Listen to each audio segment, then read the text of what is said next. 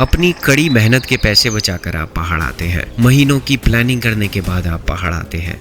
अपने बॉस से 1000 बहाने बनाकर आप पहाड़ आते हैं, ये सोचकर कि पहाड़ों में जाकर वहाँ की वादियों में सुकून भरे कुछ पल बिताएंगे। लेकिन नैनीताल और मसूरी जैसी फेमस जगहों में खासतौर पर गर्मियों के दिनों में बेतहाशा टूरिस्ट पहुँचते हैं। सड़कों पर ट्रैफिक इतना कि गाड़ी 1 इंच भी आगे नहीं खिसकती और लोग इतने कि उनके पैरों से आपके जूते खुल जाते हैं। ऐसे में अगर आप भी उन लोगों में से हैं जिन्हें नेचर तो चाहिए लेकिन भीड़ भाड़ बिल्कुल भी पसंद नहीं, तो इस वीडियो की एक एक लोकेशन बस आपके लिए ही तराशी गई है। ऐसा भी हो सकता है कि इनमें से एक भी ऑफबीट डेस्टिनेशन का नाम आपने पहले नहीं सुना हो, लेकिन बेहद शांत, नेचुरल और खूबसूरत होने के बावजूद ये डेस्टिनेशन टूरिस्ट की नज़रों से आज भी बची हुई है। चलिए इनके बारे में जानते हैं। इस लिस्ट में जिस पहली ऑफबीट लोकेशन के बारे में मैं आपको बताऊंगा वो नैनीताल से केवल 15 किलोमीटर दूर है। 15 किलोमीटर, मुश्किल से 40 मिनट की ड्राइव पर। लेकिन इसके बावजूद यहाँ भरपूर नेचर मिलती है और भीड़ नहीं के बराबर होती है। ऐसा इसलिए है क्योंकि कई टूरिस्ट को इस जगह के बारे में पता ही नहीं है, या फिर ऐसा भी हो सकता है कि उन्हें जंगलों से डर लगता हो। अगर आप भी शहर की भीड़ भाड़ से दूर प्रकृति के बीच शांति और सुकून भरे कुछ पल बिताना चाहते हैं तो पंगोट आपके लिए एक परफेक्ट डेस्टिनेशन हो सकती है। पंगोट एक हिडन जेम है जहां आपको हरे भरे जंगलों और पहाड़ों की ठंडी हवा का स्वाद चखने को मिलेगा। यहाँ के जंगलों में गूंजती पक्षियों की चहचहाहट इस जगह को और भी खास बना देती है। पंगोट उत्तराखंड के नैनीताल जिले में मौजूद एक छोटा सा लेकिन बहुत खूबसूरत गांव है। ये गांव चारों तरफ से जंगलों के समुद्र में घिरे एक टापू जैसा नजर आता है।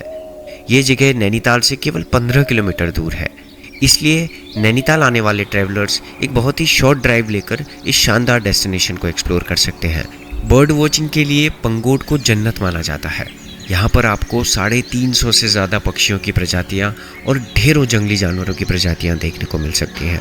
यही वजह है कि बर्ड वॉचर्स और फोटोग्राफर्स के लिए ये एक ड्रीम डेस्टिनेशन है। इसके अलावा अगर आपको हाइकिंग और ट्रैकिंग जैसी एडवेंचर एक्टिविटीज़ का शौक है तब भी आप पंगोट आ सकते हैं। नैनीताल के आसपास एडवेंचर एक्टिविटीज़ के लिए इससे बेहतर जगह आपको कहीं नहीं मिलेगी। आप यहाँ से 5 किलोमीटर लंबी नैना पीक तक ट्रैकिंग कर सकते हैं। नैना पीक से आपको बर्फ़ से ढकी हिमालय की चोटियों के शानदार नज़ारे देखने को मिलेंगे। अक्सर यहाँ वो लोग आते हैं जो शहर की भागदौड़ से दूर कुछ पीसफुल टाइम बिताना चाहते हैं, कुछ क्वालिटी टाइम बिताना चाहते हैं। चाहे आप एक सोलो ट्रैवलर हो या फिर अपने पार्टनर के साथ एक रोमांटिक ट्रिप प्लान कर रहे हो या फिर एक छोटे से ग्रुप में एडवेंचर ट्रिप करने की सोच रहे हो, तो पंगोट आपके लिए एक परफेक्ट गेटवे हो सकता है। Perfect gateway.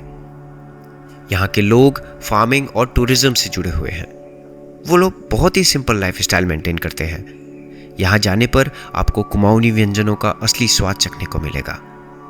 अगर आप पंगोट आते हैं तो आसपास की दूसरी कई जगहों को भी एक्सप्लोर कर सकते हैं, जैसे कि यहाँ पर मौजूद किलबरी बर्ड सेंचुरी को बर्ड वॉचिंग और जंगल ट्रेल्स के लिए बेस्ट माना जाता है। यहाँ का मौसम पूरे साल भर सुहावना रहता है। अगर आप गर्मियों में भी ठंड का मज़ा लेना चाहते हैं तो आप मार्च से जून के बीच यहाँ आ सकते हैं, या फिर अगर आप स्नोफॉल देखना चाहते हैं तो आप दिसंबर से फरवरी के बीच यहाँ आ सकते हैं। इतना ही नहीं, बरसात के मौसम में भी यहाँ के आसपास का इलाका देखने लायक होता है। इस दौरान यहाँ का मौसम एकदम साफ रहता है, जो कि बर्ड वॉचिंग और नेचर ट्रिप के लिए एकदम परफेक्ट रहता है। पंगोट पहुँचने के 3 ऑप्शन हैं। पहला, अगर आप फ्लाइट से आते हैं तो यहाँ का नज़दीकी एयरपोर्ट पंतनगर में है। पंतनगर से पंगोट लगभग 85 किलोमीटर दूर है। आपको पंतनगर एयरपोर्ट से हल्द्वानी के लिए टैक्सी लेनी है। यहाँ से आप दूसरी टैक्सी लेकर नैनीताल होते हुए पंगोट पहुँच सकते हैं। इसके अलावा अगर आप ट्रेन से आते हैं तो आप सीधे हल्द्वानी या काठगोदाम की ट्रेन पकड़ सकते हैं। यहाँ से भी आप नैनीताल होते हुए पंगोट पहुँच जाएंगे। हल्द्वानी से पंगोट केवल 50 किलोमीटर दूर है और आप एक टैक्सी से या एक बस से नैनीताल होते हुए पंगोट पहुँच सकते हैं। इन दोनों के अलावा अगर आप बाई रोड आना चाहते हैं तो दिल्ली से पंगोट पहुंचने में लगभग आपको 7 से 8 घंटे लगेंगे। यानी दिल्ली से पंगोट लगभग 350 किलोमीटर दूर है। पंगोट में रात बिताने के लिए आपको सस्ते होम स्टेज से लेकर होटल्स, कॉटेजेस और कैंप साइट भी आसानी से मिल जाएंगे। यहाँ रहने के चार्जेस इस बात पे डिपेंड करते हैं कि आप कहाँ रुक रहे हैं और किस मौसम में आते हैं। फॉर एग्जाम्पल गर्मियों में आपको थोड़ा सा ज़्यादा चार्जेस देने पड़ सकते हैं। दोस्तों, पंगोड के बाद अब हम जिस जगह के बारे में जानेंगे वो जगह नेचर से तो भरपूर है ही, साथ ही इसका इतिहास और कल्चर भी अनमैच्ड है। पेश है बहुत खूबसूरत, बहुत शांत और प्राकृतिक सुंदरता से ओतप्रोत शहर लोहाघाट। लोहाघाट उत्तराखंड का एक हिस्टोरिकल और नेचुरल जेम है। पहले के समय में पहाड़ों में राज करने वाले कत्यूरी और चंद राजवंशों की ये पसंदीदा जगह हुआ करती थी। अंग्रेज भी यहाँ के ठंडे और शांत वातावरण के दीवाने थे। उन्होंने यहाँ पर अपने रहने के लिए कई रिट्रीट भी बनाए। इनमें से एक है अबॉट माउंट, जिसका नाम एक ब्रिटिश ऑफिसर के नाम पर रखा गया था। अबॉट माउंट को अपने विंटेज चर्च और अंग्रेज़ों के ज़माने के कॉटेजेस के लिए जाना जाता है। अगर मौसम साफ हो तो अबॉट माउंटेन से हिमालय के ज़बरदस्त नज़ारे दिखाई देते हैं। लेकिन ये तो बस शुरुआत है। लोहाघाट में आपको नेचर, हिस्ट्री और कल्चर का एक परफेक्ट कॉम्बिनेशन देखने को मिलेगा। यहाँ आपको नेचर के बीच पीसफुल मूवमेंट्स बिताने का मौका मिलेगा। इस प्लेस के बारे में ज़्यादातर टूरिस्ट को पता ही नहीं है, इसलिए यहाँ का माहौल आज भी बहुत शांत और शरीन है। चारों तरफ फैली हरियाली, देवदार के घने जंगल और यहाँ का सुहाना क्लाइमेट, ये सारी खूबियाँ लोहाघाट को शहरों के शोरगुल से दूर एक शांत और एक परफेक्ट गेटवे बनाती है। लोहाघाट उत्तराखंड के चंपावत जिले की लोहाघाट तहसील में पड़ता है।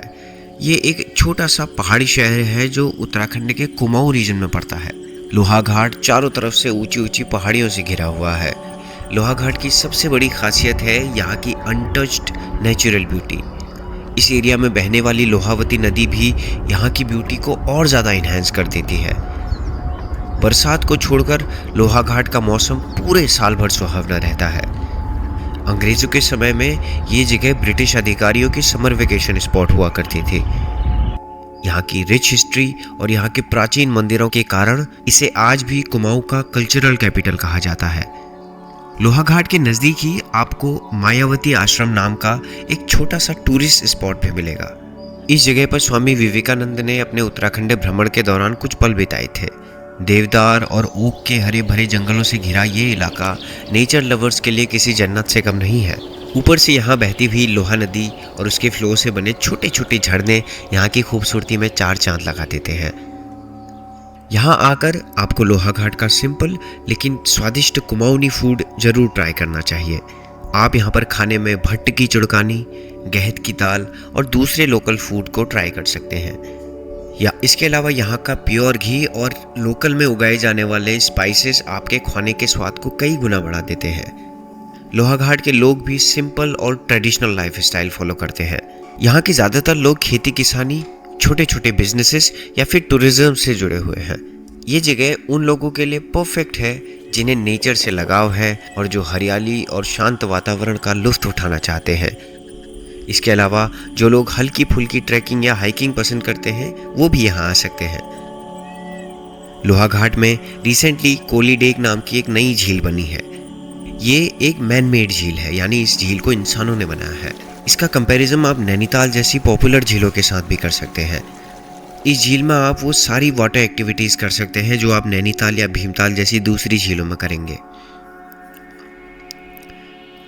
यहाँ के देवदार के जंगलों और नदी किनारे चलते हुए आप फ्रेश एयर और पीसफुल एटमॉस्फेयर को एंजॉय कर सकते हैं। चलिए एक क्विक रिव्यू करते हैं कि आप लोहाघाट में घूमने के लिए कहाँ कहाँ जा सकते हैं। पहला है अबॉट माउंट, जो कि एक पहाड़ है जिसे अपने ब्रिटिश एरा के बंगलों और यहाँ पर चलने वाली अफवाहों के लिए जाना जाता है। साथ ही यहाँ से बर्फ से ढके हिमालय के भी ज़बरदस्त नज़ारे दिखाई देते हैं। ये जगह बर्ड वॉचिंग और फोटोग्राफी के लिए भी परफेक्ट है। दूसरा है आप लोहाघाट में आकर मायावती आश्रम, जिसे अद्वैत आश्रम भी कहा जाता है, वहाँ विजिट कर सकते हैं। इस आश्रम की स्थापना 1899 में स्वामी विवेकानंद ने की थी। ये एक बहुत ही पीसफुल और स्पिरिचुअल आश्रम है। लोहाघाट के नज़दीक ही आप पंचेश्वर महादेव के भी दर्शन कर सकते हैं। ये मंदिर सरयू और काली नदी के संगम पर स्थित है। इसके अलावा लोहाघाट में बाणासुर का किला नाम की एक जगह भी है। ये एक तरह का खंडर है जिसके बारे में एक कहानी चलती है कि यहाँ पर श्री कृष्ण ने बाणासुर नाम के एक दानव को हराया था। लोहाघाट से 30 किलोमीटर दूर जाने पर पहाड़ियों के बीच में आपको श्यामा ताल नाम की एक और खूबसूरत झील मिलेगी। लोहाघाट की सबसे खास बात यह है कि आपको यहाँ रुकने के लिए बेस्ट ऑप्शन सस्ते दामों में मिल जाते हैं। यहाँ आप KMVN गेस्ट हाउस में रुक सकते हैं, जो कि एक गवर्नमेंट इनिशिएटिव है। यहाँ एक रात गुजारने का किराया लगभग 1000 से 1500 रुपये पर नाइट पड़ता है। हालांकि इस गेस्ट हाउस के अलावा भी आपको यहाँ पर रहने के लिए होटल्स, होम स्टेज और कैंप साइट जैसे कई ऑप्शन मिल जाएंगे। लोहाघाट में घूमने के लिए गर्मियों यानी कि मार्च से जुलाई के बीच का समय सबसे अच्छा रहता है। इस दौरान यहाँ का जो तापमान है 15 से 25 डिग्री सेल्सियस के बीच रहता है। इसकी वजह से यहाँ का मौसम भी बहुत सुहावना रहता है। दोस्तों, लोहाघाट दिल्ली से लगभग 400 किलोमीटर दूर है। यहाँ का नज़दीकी हवाई अड्डा पंतनगर में है और पंतनगर से लोहाघाट लगभग 175 यानी 175 किलोमीटर दूर है। पंतनगर से आप हल्द्वानी और टनकपुर होते हुए लोहाघाट पहुँच सकते हैं। आप कोई शेयर टैक्सी या बस लेकर भी लोहाघाट पहुँच सकते हैं। अगर आप सड़क के जरिए आते हैं तो आप दिल्ली से मुरादाबाद, हल्द्वानी, फिर टनकपुर और फिर चंपावत होते हुए लोहाघाट पहुँच सकते हैं। इसके अलावा भीमताल और अल्मोड़ा होते हुए भी लोहाघाट पहुंचा जा सकता है। लेकिन यहाँ आने के लिए सबसे अच्छा ऑप्शन रहेगा यहाँ का नज़दीकी रेलवे स्टेशन। ये रेलवे स्टेशन टनकपुर में है। टनकपुर से लोहाघाट केवल 90 किलोमीटर दूर है। आप दिल्ली से रानीखेत एक्सप्रेस जैसी ट्रेन को पकड़कर टनकपुर पहुंच सकते हैं और फिर वहां से आसानी से टैक्सी या बस लेकर लोहाघाट पहुंचा जा सकता है। आज की हमारी तीसरी ऑफबीट डेस्टिनेशन भी पहाड़ों में ही है। लेकिन ये कोई पहाड़ नहीं है, बल्कि हरे भरे पहाड़ों के बीच में बसी एक घाटी है। इस घाटी को कहते हैं सोमेश्वर। हरे भरे खेत, उन खेतों में लहराती फसलें, उन फसलों को काटते लोग और उन लोगों के चेहरों पर फैली मुस्कान। ये तो बस ट्रेलर है। सोमेश्वर इससे भी कहीं ज़्यादा खूबसूरत है। यहाँ कोई भीड़ भाड़ नहीं है, कोई दिखावा नहीं है, किसी को भी ऑफिस पहुँचने की जल्दी नहीं है। हाँ, ये जगह बड़े शहरों से दूर ज़रूर है, इसलिए टूरिस्ट यहाँ कम पहुँचते हैं, लेकिन हमें यही तो चाहिए। शांति से दूर छुट्टियाँ बिताने और एकांत की तलाश में भटक रहे लोगों के लिए एक अच्छी जगह है। अगर आपको साइलेंस और सॉलिट्यूड पसंद है तो ये जगह आपको किसी पैराडाइज से कम नहीं लगेगी। कोसी और साई नदी के संगम पर बसे इस शहर की बात ही निराली है। खेतों के किनारे बैठकर ठंडी हवा को महसूस करते हुए आपको लगेगा कि दुनिया की भागदौड़ बहुत पीछे छूट गई है। जो लोग मेन स्ट्रीम टूरिस्ट प्लेसेस से हटकर कुछ नया एक्सप्लोर करना चाहते हैं, उनके लिए सोमेश्वर से बेहतर कोई जगह हो ही नहीं सकती। ताज्जुब है कि इतनी खूबसूरत होने के बावजूद ये जगह ज़्यादा फेमस नहीं है, इसलिए यहाँ आपको सोशल मीडिया इन्फ्लुएंसर्स की भीड़ भी नहीं मिलेगी। यहाँ बस आप होंगे, खूबसूरत नेचर होगी और कुछ लोकल लोग होंगे जो अपनी सिंपल सी लाइफ एंजॉय कर रहे होंगे। सोमेश्वर उत्तराखंड के अल्मोड़ा जिले में बसा एक छोटा सा पहाड़ी शहर है। ये शहर मेन अल्मोड़ा से 40 किलोमीटर और कौसानी से लगभग 24 किलोमीटर दूर है, 24 किलोमीटर। इस शहर को जाना जाता है अपनी हरी भरी वादियों और भगवान शिव को समर्पित सोमेश्वर महादेव मंदिर के लिए। ये कोई कॉमर्शियल टूरिस्ट प्लेस नहीं है, इसलिए आप यहाँ के अनटच्ड कुमाऊनी कल्चर और लाइफस्टाइल को करीब से देख सकते हैं। यहाँ के टेरेस फार्म, देवदार के घने जंगल और ऊपर से दिखाई देने वाले हिमालय की चोटियों को देखने वाला बस देखता ही रह जाता है। ये जगह उन नेचर लवर और फोटोग्राफर्स के लिए भी परफेक्ट है जो नेचर की अनटच्ड ब्यूटी को एक्सप्लोर करना चाहते हैं। मेडिटेशन और मानसिक शांति के लिए आप यहाँ आ सकते हैं। राइटर्स और आर्टिस्ट भी यहाँ आकर अपनी क्रिएटिविटी को और बेहतर तरीके से एक्सप्रेस कर सकते हैं। यहाँ की फिजाओं से ही स्पिरिचुअल वाइब आती है। यहाँ पर सोमेश्वर के सबसे फेमस सोमेश्वर महादेव मंदिर को 10वीं या 11वीं शताब्दी में चंद राजवंश के राजा सोमचंद ने बनवाया था। महाशिवरात्रि के दौरान यहाँ पर मेला भी लगता है। इस मेले में आपको ट्रेडिशनल कुमाऊनी कल्चर देखने को मिलेगा। हालांकि ये जगह बद्रीनाथ की ओर जाने वाले रूट पर पड़ती है, लेकिन ज़्यादातर लोग बिना इस जगह पर रुके ही आगे बढ़ जाते हैं और इस हिडन जेम को मिस कर देते हैं। सोमेश्वर की असली खूबसूरती यहाँ की नेचुरल ब्यूटी और सिंपल लाइफ स्टाइल में छुपी हुई है। यहाँ के हरे भरे खेत और देवदार के फॉरेस्ट इसे एक परफेक्ट लुक देते हैं। अगर मौसम साफ हो तो यहाँ से हिमालय की चोटियाँ भी दिखाई देती हैं। हालांकि ये चोटियाँ कौसानी जितनी प्रोमिनेंट नहीं है, लेकिन आप यहाँ से कौसानी भी जा सकते हैं जो इस जगह से मुश्किल से 24 किलोमीटर दूर है। सोमेश्वर में रहने वाले लोगों की लाइफ स्टाइल सिंपल है, पीसफुल है और बहुत ही नेचर कनेक्टेड है। यहाँ के ज़्यादातर लोग खेती किसानी ही करते हैं। यहाँ के किसान अपने खेतों में चावल, गेहूँ और बाजरा जैसी फसलें उगाते हैं। यहाँ का खान पान भी पूरी तरह से ट्रेडिशनल कुमाऊनी स्टाइल का है। यहाँ आपको सिंपल, टेस्टी और न्यूट्रिशियस खाना मिलेगा। सोमेश्वर जाने पर आप मडुए की रोटी और भटकी चुड़कानी को मिस मत कीजिएगा। इसके अलावा आलू के गुटके और गहत की दाल भी यहाँ की पॉपुलर डिशेस हैं। खाना बनाने में लोकल स्पाइसेस का भी यहाँ पर खूब इस्तेमाल किया जाता है।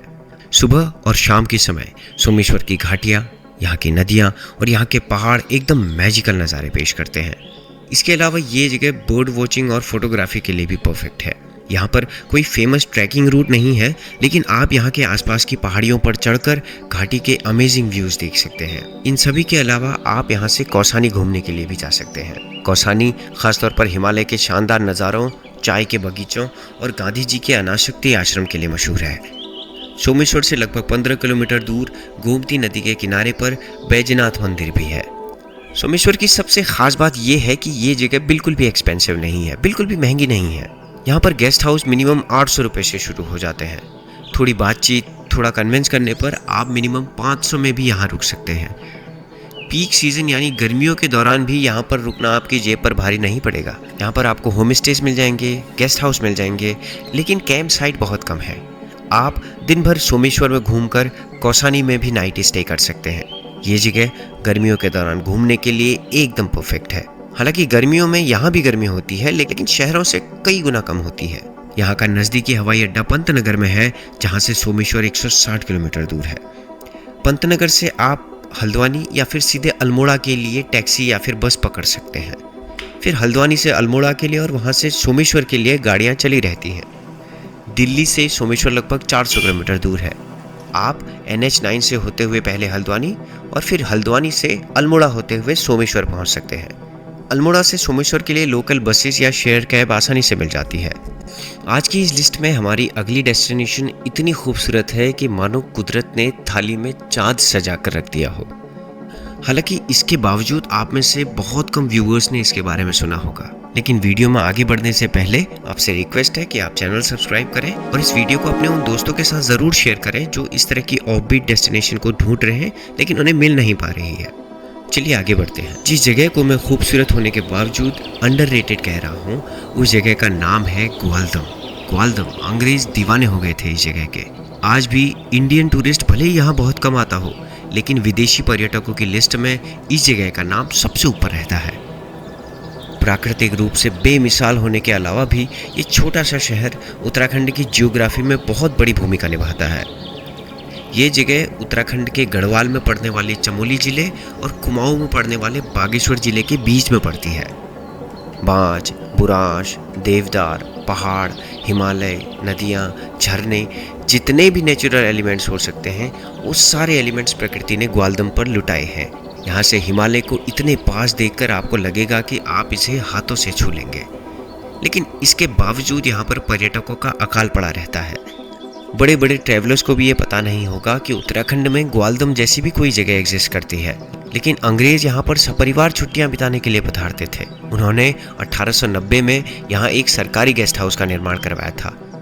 इस गेस्ट हाउस को आज वन विभाग मेंटेन करता है। एक ज़माने में ग्वालदम की मंडी से ही आलू और सेब का व्यापार हुआ करता था। ग्वालदम के घने जंगलों और हरी भरी घाटियों के बीच आपको केवल चहचहाते पक्षियों की आवाज़ें सुनाई देंगी। ज़्यादा पॉपुलर नहीं होने की वजह से यहाँ की नेचुरल ब्यूटी आज भी अनटच्ड है, बिल्कुल अनछुई। जब भारत में ब्रिटिशर्स थे, उस दौरान भी ग्वालदम एक प्रोमिनेंट जगह थी। अंग्रेज़ों ने यहाँ से रूपकुंड के लिए एक ट्रैक बनाया था।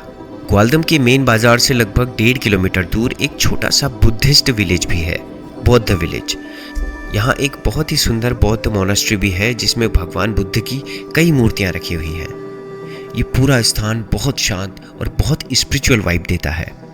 ग्वालदम से आपको हिमालय के कुछ सबसे ऊंचे पहाड़ जैसे कि नंदा देवी, त्रिशूल और नंदघुंटी अपनी आंखों के ठीक सामने नजर आएंगे। यहाँ पर एक बहुत सुंदर झील भी है। उस छोटी सी झील में जब हिमालय का रिफ्लेक्शन पड़ता है तो वो नज़ारा ही अलग होता है। ग्वालदम से 6 किलोमीटर दूर ऊंचे पहाड़ की चोटी पर एक बंधागढ़ी मंदिर भी है। इस मंदिर से आपको पूरी कत्यूर घाटी और हिमालय की कई घाटियों का शानदार नज़ारा दिखाई देगा। मंदिर तक 3 किलोमीटर की पैदल यात्रा करते समय आपको घने जंगलों, जंगली फूलों और कई झरने दिखाई देंगे। यहाँ के लोग प्रकृति के साथ बहुत प्यार से अलाइंड है। ये लोग बहुत शांत और सरल जीवन जीते हैं। ज़्यादातर लोग यहाँ आज भी खेती ही करते हैं। ये लोग आलू और सेब की खेती करते हैं। कुछ लोग छोटी मोटी दुकानें और होम स्टेज भी चलाते हैं। बॉर्डर एरिया में होने के कारण आपको यहाँ पर ट्रेडिशनल गढ़वाली और कुमाऊनी दोनों संस्कृतियों का खान पान और कल्चर का समावेश देखने को मिलता है। यहाँ आकर आप ग्वालदम के सेब के बगीचों और देवदार के जंगलों में टहल सकते हैं। ग्वालदम की पॉपुलैरिटी कम होने के बावजूद भी आपको यहाँ रहने की अच्छी व्यवस्था मिल जाएगी। आप कम बजट में भी यहाँ के KMVN सरकारी गेस्ट हाउस में रात बिता सकते हैं। आप यहाँ के जंगलों में या पहाड़ी रास्तों में कैंपिंग भी कर सकते हैं। आपको यहाँ पर छोटे होटल्स और होम स्टेज भी कम दामों में मिल जाएंगे किसी भी मौसम में। सर्दियों में जब शहर हीटर बन जाते हैं तब भी ग्वालदम का तापमान एवरेज या कभी कभी उससे भी कम रहता है। आप यहाँ पर गर्मियों में मार्च से जुलाई के बीच आ सकते हैं और थोड़ी गर्मी से निजात पा सकते हैं। हालांकि आपको बारिश में यहाँ नहीं आना चाहिए, लेकिन सर्दियों में स्नोफॉल देखने के लिए आपको यहाँ ज़रूर आना चाहिए। अगर आप बाय एयर ग्वालदम पहुँचना चाहते हैं तो यहाँ का नज़दीकी हवाई अड्डा जॉली ग्रांट एयरपोर्ट जो कि देहरादून में है, और वहाँ से ग्वालदम लगभग 210 किलोमीटर दूर है। आप देहरादून से ग्वालदम के लिए टैक्सी किराए पर ले सकते हैं। अगर बात करें ट्रेन की तो यहाँ का नज़दीकी रेलवे स्टेशन काठगोदाम में है। काठगोदाम से ग्वालदम लगभग 180 किलोमीटर दूर है। काठगोदाम से आप ग्वालदम के लिए कोई शेयर जीप या टैक्सी ले सकते हैं, लेकिन इस हिसाब से सबसे कन्वीनियंट यही रहेगा कि आप अपनी खुद की गाड़ी से यहाँ पहुँचे या अपने दोस्तों के साथ यहाँ पहुँचे। आज की हमारी जो लास्ट डेस्टिनेशन है वो डेस्टिनेशन अभी तक की सारी ऑफ बीट डेस्टिनेशन का एक कॉम्बिनेशन है। सब कुछ है यहाँ पर, घने जंगल हैं, हिमालय के शानदार नज़ारे हैं, आसपास कई झीलें हैं और सबसे ख़ास बात, सबसे ज़रूरी बात कि ये जगह दिल्ली से केवल 6 घंटे की दूरी पर मौजूद है। इस जगह का नाम है रामगढ़। ये कोई शोले वाला रामगढ़ नहीं है, ये नैनीताल का रामगढ़ है। भारत का राष्ट्रगान लिखने वाले और नोबेल पुरस्कार विजेता रविंद्रनाथ टैगोर भी यहाँ की गहरी शांति और प्राकृतिक खूबसूरती को महसूस कर चुके हैं। रामगढ़ को लेखकों की भूमि भी कहा जाता है। हिंदी साहित्य की प्रसिद्ध कवियत्री महादेवी वर्मा को भी इस जगह ने बहुत ही गहराई से प्रभावित किया था। महादेवी वर्मा का यहाँ पे एक घर भी था। आज उनका घर महादेवी वर्मा संग्रहालय के नाम से मशहूर है। आप यहाँ भी विजिट कर सकते हैं। लेकिन अब एक सवाल उठना जायज़ है कि रामगढ़ में आखिर ऐसी कौन सी खूबी है जो इस जगह को इतना खास बनाती है। देखिए, इस खूबी का नाम है शांति। यहाँ पर प्रकृति अपने सबसे बेहतरीन रूप में झलकती है। रामगढ़ की चोटियों से हिमालय के नज़ारों को देखने वाला बस देखता ही रह जाता है। यहाँ से सनसेट या सनराइज़ का नज़ारा देखना एक बहुत ही अलग एक्सपीरियंस होता है। ऐसा लगता है जैसे कुदरत ने आसमान में लाल रंग की कोई पेंटिंग कर दी हो। अगर आपको रामगढ़ से सनसेट देखना हो तो आप यहाँ पर टैगोर टॉप नाम की एक चोटी पर जा सकते हैं। वहाँ से सनराइज़ और सनसेट का बहुत ही ज़बरदस्त नज़ारा दिखाई देता है। रामगढ़ में एक छोटी सी पुरानी लाइब्रेरी भी है जिसे रामगढ़ लाइब्रेरी कहा जाता है। यहाँ का माहौल ऐसा है कि अगर आपको किताबें पढ़ने का शौक़ नहीं भी है तो हो जाएगा। यहाँ से हिमालय की नंदा देवी और त्रिशूल जैसी कई चोटियों का पैनोरामिक नज़ारा दिखाई देता है। देवदार और ओक के घने जंगलों के बीच में बसे इस छोटे से गांव में, इस छोटे से एरिया में आप ट्रैक और नेचर वॉक भी कर सकते हैं। आपको यहाँ पर आड़ू, पुलम, नाशपाती और खुमानी और सेब जैसे पहाड़ी फलों के कई बगीचे देखने को मिलेंगे। फरवरी और मार्च के दौरान यहाँ के इन पेड़ों में फूल खिल जाते हैं। इस दौरान पूरी रामगढ़ घाटी रंग बिरंगे फूलों से ढक जाती है। गर्मियाँ शुरू होते ही जब शहरों में आम पकते हैं तो उस समय रामगढ़ में आड़ू और पुलम जैसे फल पकने लगते हैं। यहाँ आपकी नींद पक्षियों की चहचहाहट के साथ खुलती है। हालांकि एडवेंचर के नाम पर आपको यहाँ केवल हाइकिंग और ट्रैकिंग जैसे ऑप्शन नहीं मिलेंगे, लेकिन आप यहाँ से केवल 15 किलोमीटर दूर भालूगाड़ वाटरफॉल जाकर कई तरह की एडवेंचर एक्टिविटीज़ कर सकते हैं। रामगढ़ से केवल 20 किलोमीटर दूर जाने पर आप मुक्तेश्वर पहुँच सकते हैं। इसके अलावा भीमताल, नैनीताल और नकोचिया ताल जैसी जगहें भी इस लोकेशन से ज़्यादा दूर नहीं है। रामगढ़ में घूमने के लिए सबसे अच्छा समय गर्मियों के दौरान होता है। मार्च से जून के बीच यहाँ का मौसम सुहावना रहता है और बागों में फूल खिले रहते हैं। ऊंचाई पर बसे होने के कारण सर्दियों में यहाँ खूब बर्फबारी भी होती है। और सबसे अच्छी बात यह है कि ये जगह दिल्ली से केवल 6 या 7 घंटे की दूरी पर मौजूद है। यहाँ का नज़दीकी हवाई अड्डा भी पंतनगर में है और वहाँ से रामगढ़ केवल 75 किलोमीटर दूर है। पंतनगर से आप हल्द्वानी और फिर भीमताल होते हुए टैक्सी से केवल 2.5 या 3 घंटों में रामगढ़ पहुंच सकते हैं। रामगढ़ का नजदीकी रेलवे स्टेशन काठगोदाम में है, जो कि यहाँ से केवल 45 किलोमीटर दूर है। दिल्ली से रानीखेत एक्सप्रेस जैसी ट्रेनें काठगोदाम तक जाती हैं। काठगोदाम से आप भीमताल होते हुए आसानी से रामगढ़ पहुंच सकते हैं। यहाँ से लगातार टैक्सीज और बसेस भी चलती रहती हैं। उम्मीद करता हूँ कि आपको ये वीडियो पसंद आया होगा। दोस्तों, उत्तराखंड में आज भी ऐसी काफ़ी सारी जगह हैं जो बिल्कुल हिडन है, जिनके बारे में किसी को नहीं पता। ये बहुत अनएक्सप्लोर्ड है और बहुत रिमोट लोकेशंस पे है। मैं ऐसी जगहों के बारे में वीडियोस आपके लिए आगे भी लाता रहूँगा।